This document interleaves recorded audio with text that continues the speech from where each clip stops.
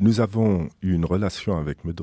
Idrissa Seck, qui a conduit à le soutenir, qui ne porte pas sur tous les aspects de son programme. Il faut que ce soit très clair.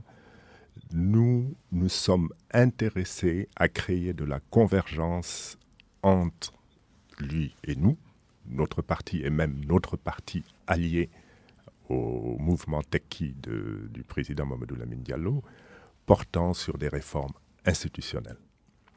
Donc, le programme de M. Idrissa Seck, pour une raison simple d'ailleurs, nous avons considéré qu'un candidat, un futur président de la République, parce que la Constitution fait de lui celui qui définit la politique de la nation, devait être libre dans le cadre de son programme tel qu'il le propose aux citoyens.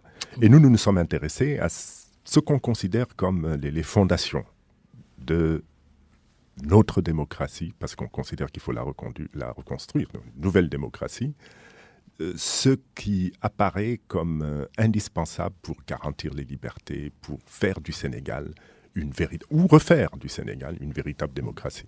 Et donc ce sont des réformes institutionnelles que nous lui avons proposées, qu'il a acceptées. Et je dois même préciser, parce que j'ai eu quelques retours lorsque nous avons signé, ah oui, il vient d'accepter tout un programme.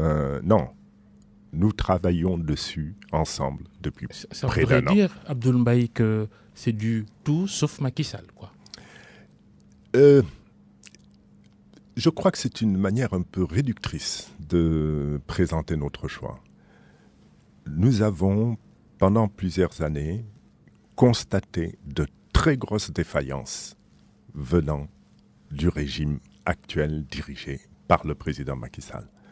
En conséquence de quoi, nous avons considéré, et vraiment c'est une conviction d'intellectuels, d'analystes, économistes, politiques aujourd'hui, nous avons considéré que nous n'avons jamais vécu pire au Sénégal.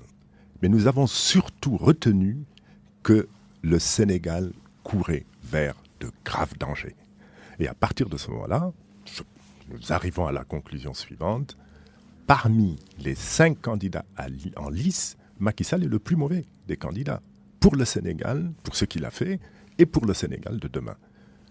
Et nous nous sommes donc mis à choisir parmi les 4. Donc c'est une démarche logique, rationnelle, qui nous a conduit à retenir non seulement de ne pas choisir Macky Sall parmi les 5, mais l'un parmi les 4, et au bout du compte, M. Idrissa Seck parmi les 4. Il y a beaucoup de ralliements à Idrissa Seck, mais certains constatent que ce sont plutôt des poids-plumes qui sont allés le soutenir. En mathématiques, ça fait 0,01 plus 0,01 égale 0,02.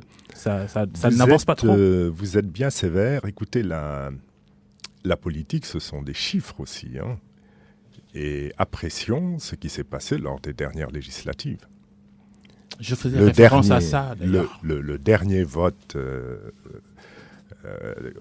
au Sénégal fait apparaître quand même Benno Bokk Yakaar à moins de 50%. Ils sont à 49-47%.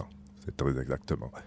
Même si ça leur permet, dans le cadre d'un vote totalement inique et antidémocratique, d'avoir plus de 75% des députés à l'Assemblée nationale. Donc c'est ça la réalité.